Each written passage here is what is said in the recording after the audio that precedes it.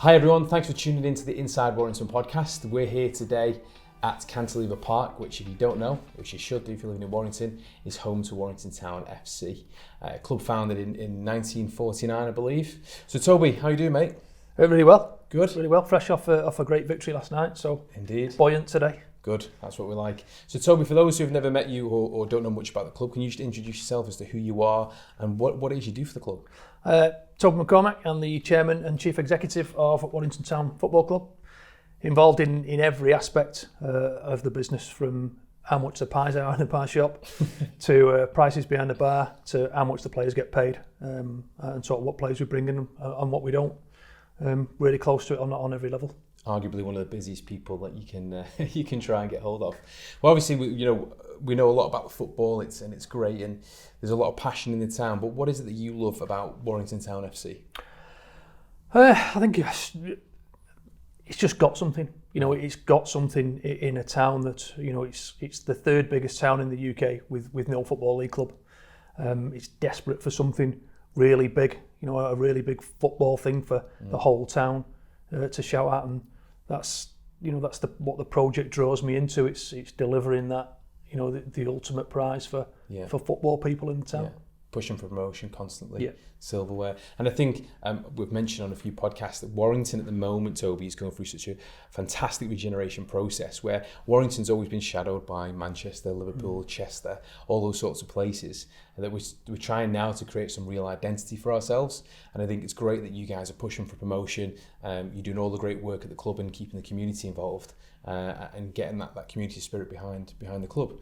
So when was it that you took over or you took over the club? Arrived in 2009. A couple of different guys is there, sort of director of football type things, and just fetched a lot of things into change, and then took over in 2013, just before the FA Cup run.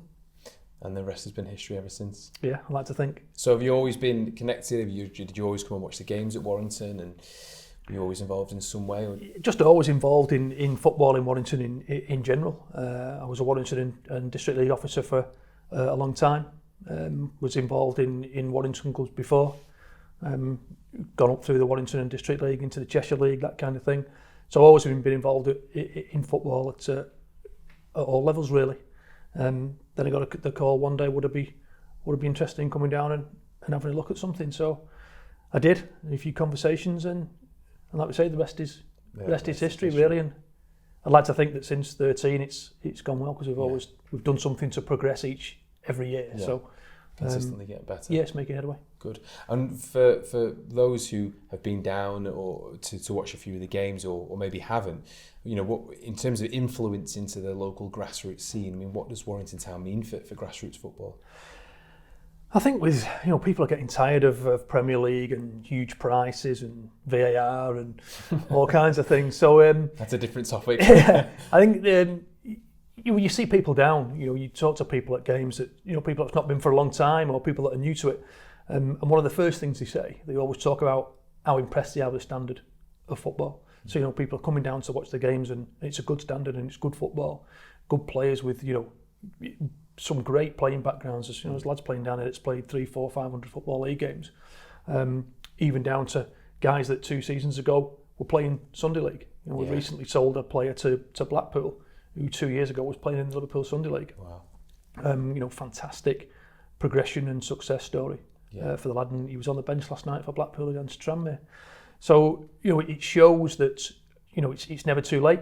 We pick up a lot of scholars and lads that's been at clubs, the old, I've been there from 6 till I was 16, and then clubs, nowadays they even let players go by text now. They don't even get the parents in and tell them, they do the wrong way.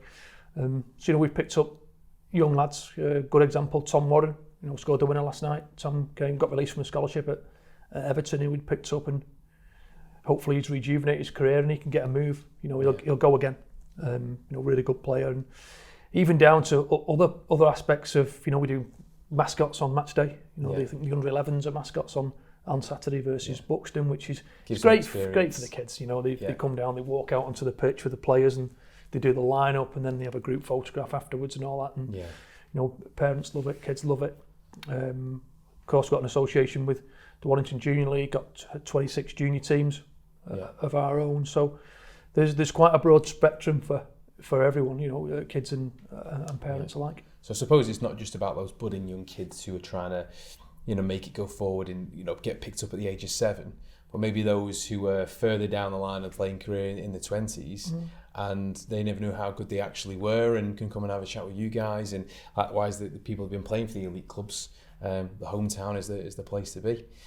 So it's great to see that, you've got these young teams as well. I know there's, how many teams did you say before? 26. 26 teams.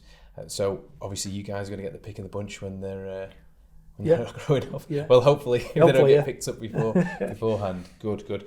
So it's not just about the playing and the football and the influence. It's a club like this. It's a lot about the supporters as well and who comes to the game days. So roughly, what's the sort of attendance that you get on a weekly basis? We're up to around the 500s now. Brilliant. And if we've got a big playoff game down here, we'll get 2,500. Yeah. We sell it out in less than 3 hours, which we've done historically for playoff games and such. But what I've noticed recently is got a great away travelling, a great away following. Good. We've been this season more often than not. Got a minibus or a coach to away fixtures. Yeah. Take the away fans there, which years gone by we've never had. Took some great support to Buxton recently, and we're taking that most weeks now, which is great to see. Again, home support, and I think the good thing about it is for a lot of supporters that are coming down, it's amazing what people you see here, because the town's so vast. I was talking to two guys only a few weeks back, just asking me about the opposition and asking for a bit of an injury update. And as they're talking to me, 2 guys have walked in that they used to work with 15 years ago in Interrocks, and they hadn't seen them for 5 or 6 years, even though they live in the same town. Yeah. So it's amazing that you never know who's going to turn up at the ground. People together as well. Yeah, and they've agreed to meet up and come and watch the games together. Yeah. They haven't seen each other for years. Yeah, so brilliant. There's all different kinds of family and friendship aspects to it as well. And I suppose for those really, Toby, who do love football and they have to watch them on the TV because the elite clubs around the UK, the ticket prices are soaring, that's the travel costs. Probably people don't even know what it costs to a game. So I've got 2 little boys. One's 1, so he probably wouldn't sit through a game. He'd be causing chaos over on the other side somewhere. But what would it cost? So if I came down with a little boy, what's the average sort of home price? Home price adults are 10. Concession prices are 6. Under 16s are just £2. So brilliant. You get a good day out there. Even the young ones who haven't got a game on the Saturday can come down. And you were telling me before, you do something called non-league day, which is where the footballing community, when there's no Premier League fixtures that we're all keen to rush to, get back out and support the teams. And we do special deals that day for anyone who's got a season ticket for any other club. People used to do it for Premier League clubs only, to try and get your Everton, United, Liverpool fans in. But we've done it across the board. So if anyone's a season ticket holder at any other club anywhere, come in for the day and see what it's about. And a lot of people do. A lot of people get involved in non-league day. And people won't be disappointed with the quality of football. So we'll take you right back to that night on the 7th of November, 2014, I think it was. Live on TV with all the local hooligans running around, and the camera crews. But you probably do know, but Warrington were in the FA Cup, drawn against Exeter City with the fixture here. And huge underdogs, but came out on top. Yeah, 1-0. It was a real David and Goliath cup tie. I think it was 99 places between us at the time. Which it's huge. It's like Liverpool playing somebody in the conference. There's a huge gap, and we managed to come through that night. Good. So just talk us through that day. So obviously for the players themselves, it was probably the biggest game that the clubs had, especially for the number of attendance. It was a sellout crowd. But just talk me through that day, Toby. So the build up. What were the players like? What was the pre-match talk all about? How did you gear them all up? It was a really tough week, to be honest, because you don't get much notice for a live TV game. BBC came down, match of day director. They come down, they walk around the ground, clipboard, and you don't walk around with them. They don't let you walk around with them. We sat, but we're not far from where we sat now, and came upstairs with his clipboard with this massive list and said, "Can you complete this list of tasks before 5 to 8 next Friday?" And it's talking about putting fences down for swing arm cameras and the TV gantry had to go on the stand or on the far side of the ground, and there was a huge list of jobs, and we literally lived here for the week before. I can imagine. Just trying to get all the jobs done for what it needed to be a live TV transmission. TV cameras, trailers arrived and took over the car park on the Thursday night, all the outside broadcast vehicles. So really tough run up to it.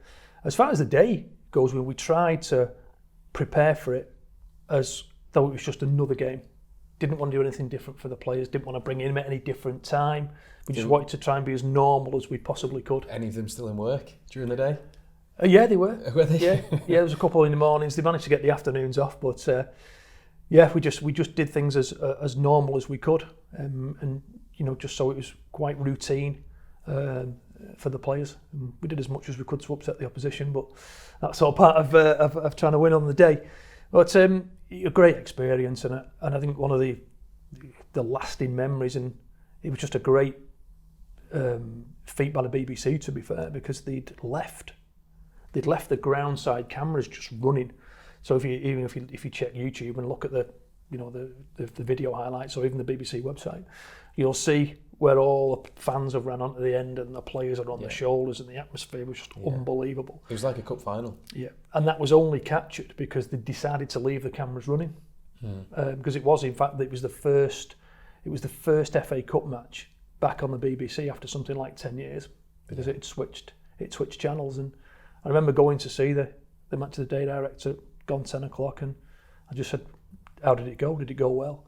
And they had over 4 million viewers, TV and radio, and he said it couldn't have gone any better. Yeah. So it was a great night, and we sort of doubled our following overnight, if you like, from a social media perspective. We doubled it, and we were doing radio interviews and BBC stuff for weeks and weeks after. Yeah, I remember sitting there with a few beers on I think it was the Friday night, wasn't it? And just sat in pure disbelief for the whole 90 minutes. I was surprised that Warrington's on the telly. of how much, because we were here all week, we were quite insular really, didn't really know what was going on outside in the town, and we'd sent a guy out. He'd gone to get some DIY stuff for us because we had a load of tiling to do, and he'd come back and he'd said, I've drove past about 6 or 7 pubs and they've all got boards outside advertising the game, and I spoke to a few landlords in the weeks after, and every pub and club in the town was just to the doors with people watching it, and didn't understand quite at the time how the whole town was involved. Even outside of the 2,500 was in, everybody was involved in it, which was a great thing. And it shows that if we can take the club to where we want to get it, that fan base and the involvement in the town's there. Yeah, and people can stay local, they can encourage local businesses, they can support the local clubs and really drive you guys forward. But not only the success of the night, I'm sure financially it helped the club with the sellout crowd. I mean, how many does it hold here, did you say? We had 2,500 in that night. 2,500. Yep. All the ticket sales, all the refreshment sales is a huge boost for the club. So it's not only nights like that one that we should be getting behind and supporting, but like the one that was here last night against Matlock, we should be getting behind the club and coming along. £10 a ticket, isn't it? Yep. So looking at where we're recording the podcast today, currently sat 3rd in the league. Not that many games left. Pushing for the playoffs. No, 4 at home, 6 away. Tough running. Pushing for playoffs again. And for those that follow us, we were really, really unfortunate last year where we actually won our league playoffs, but had to have a super playoff because of the non-league restructure. And we were only 10 minutes from the Holy Grail last year, where unfortunately we went to extra time and we ran out of legs against, on the day, a better attacking side than we were. But hopefully we can go again, get playoffs this year and make the step for promotion. So if you do hit that promotion, what does that look like for the club? Is there anything that needs to change here in terms of the pitch, the stadium size? What sort of pressures does it bring going up? Ground grading, as they call it, and FA regulation around grounds is changing you by the month. It's a difficult plate to spin. So we'll need some extra turnstiles, need a floodlight upgrade, bit of building work from within. But it's one of them things where you can't do it before you get there, because you can do all that work when you don't really need it, you know, all that investment. So it's only something you can do when you land there, but you know, it's one of them things which be great for the town, because you're going to have more people coming into the town, visiting fans, spending money, you know, people who want to stay over and that kind of thing. So the whole thing is a great step for the club, but it's also a positive step for the town as well. Fantastic. And obviously if you do hit that promotion, we're going to need more financial support, and which is a great way for local businesses to really get behind a cause that are doing great things. So tell us a little bit more about, you know, if I'm a business owner, I can see here the boards around the pitch. There's plenty of businesses anyway, but how can we get involved? Number of ways. There's, as you just mentioned there's advertising boardings around the pitch. We've got a big company wall facing probably the second biggest arterial road into the town. We do advertising on there. There's stand sponsorship. You can even do matches, you know, match ball, match day. Right, okay. Match days are great. You know, it's great to get either people in from your business or even just come down and have a bit of a networking event here. All different kinds of options, even player sponsorship. Or there could even be where we've had a couple of companies this year that's done in-kind sponsorship. Okay. So they've not been able to sort of invest cash-wise through sponsorship, but they've come and done some work for us, or they've provided, take for example, as a company that's probably come and provided all the paint we use for pre-season, that kind of thing. So there's different ways which businesses can join the journey, really. Yeah, good. That's really, really nice to hear. And if somebody wants to get in touch, how do we get hold of Warrington Town FC? Where can we find more information on the club? So Warrington Town is www.warringtontownfc.co.uk. Got many social media platforms: Facebook, Instagram, Twitter. Got a really strong social media presence. Nigh on 20,000 followers across different platforms, and had a good month last year. Even regards sort of sponsors and people getting involved. We had over 1 million, I think 1.23 million impressions on Twitter last month alone. And it wasn't a great month for us playing wise, and we still managed those numbers. So we're hoping to even better them in the coming months. Good. Well, listen, thanks for sitting down today. It's really insightful to hear your stories. We're probably going to meet with Toby when the weather's a bit better. We can probably do a bit of filming outside, maybe even in the dugouts. And hopefully when we're sat down, if they've made that push for promotion, and we can carry on that journey. So as always, make sure you download the Warrington Buyers Club app. Warrington Town FC are on there, and you can get discounts on the gate prices. So if you come down with the kids, make sure you scan your app. And thanks for listening, everyone. So we will see you soon. Thank you.